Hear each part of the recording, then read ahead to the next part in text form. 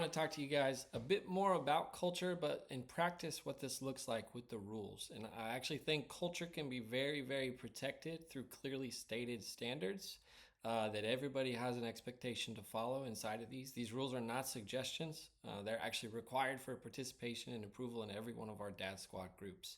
This is an opportunity for you guys to both model and enforce standards that are expected so that the culture can actually be protected through these things.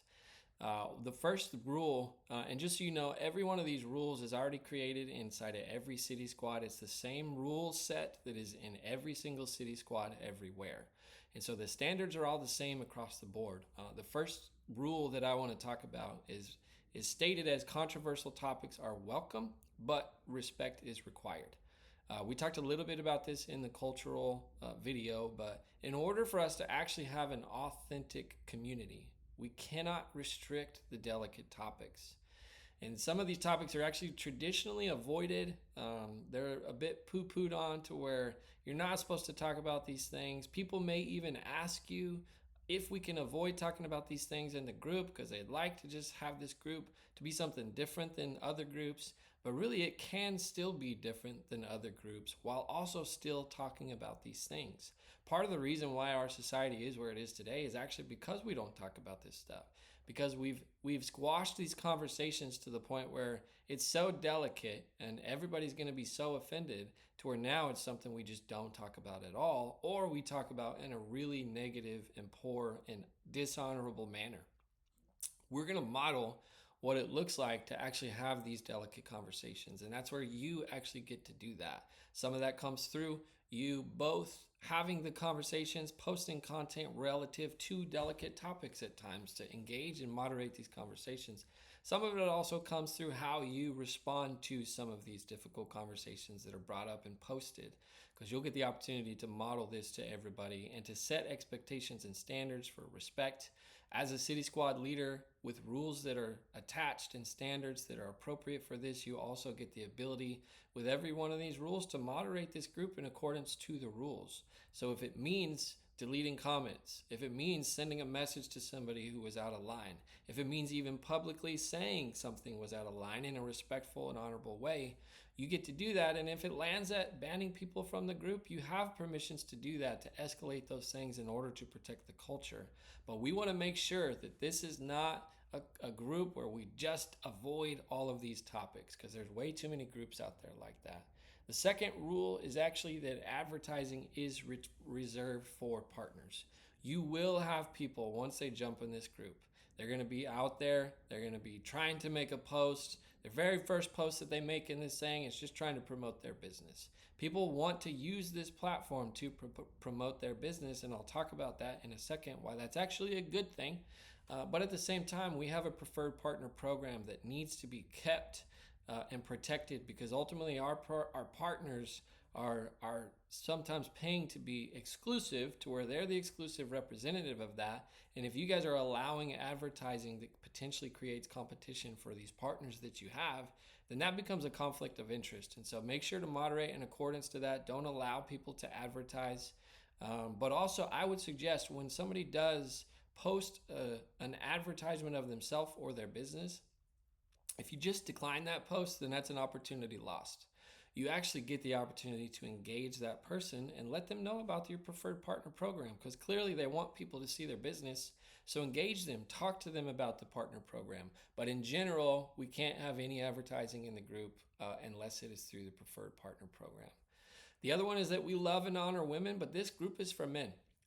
And that does not mean we hate women or that we're just trying to keep women out and everybody thinks that women are just going to be negative. That's not the point of that. The point of that is that if we're trying to have a culture of delicate conversations, sometimes that relates to people's personal lives, and their personal information that they're sharing actually needs to be protected. So the potential, if people see that there's women in this group, and now the potential for the delicate conversations that they're having means that their wife's best friend may actually have access to this information.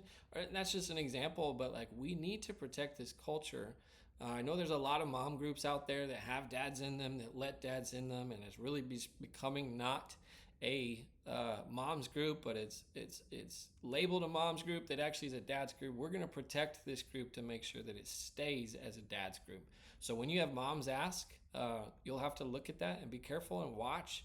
If people ask if it's a name that is a gender neutral name, you'll have a responsibility to go look and make sure at their profile that we're just not letting a bunch of women in the group. But the second thing is sometimes there's shared partner profiles between a husband and a wife.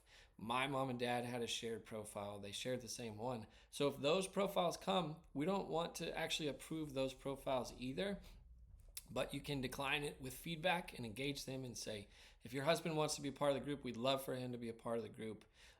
If he wants to create a personal profile just reserved for this group, he's welcome to do that. But as long as it's a shared profile, we won't be allowing in the group. The other thing is, this should be assumed, but sexual content is not allowed.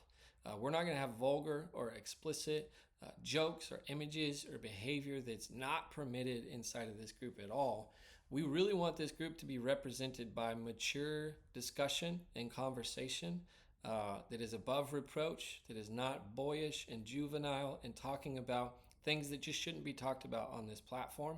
So you have a responsibility to moderate that, to make sure that when those things touch the line of that, or if it's explicitly that you actually hold to these standards within that group. And that plays itself out in so many ways. Obviously, if a group becomes where that's a constant dialogue and conversation, a lot of dads are just not going to want to participate in that. But also partners are not going to want to advertise in a group that just talks about sexual things all the time. And so that does not mean that we're not going to avoid topics, appropriate topics, because there's sexual distortion in our culture, right? That's a delicate topic that needs to be addressed and needs to be talked about. But that doesn't mean we're just going to be having dirty jokes and profane images, and even as far as pornography, we're not letting those things inside of the group. So be watching out for those things. Because this is a group that is meant to be private and confidential, we've got to make sure that what men share in these group actually stays in the group. So not sharing screenshots, taking screenshots, or posting outside of the group, that's things not allowed. If those things begin to happen, then you need to remove those members from the group as soon as possible, because that would be very important for you to protect the privacy and confidentiality, because vulnerability requires trust and honor, and that becomes dishonorable when people are doing that. Also, you'll have people come wanting to ask this group for money. Sometimes even their first post, it's like, cool, there's a group. Now I can benefit from them by handouts and donations and money. So we don't want solicitation to happen in this group.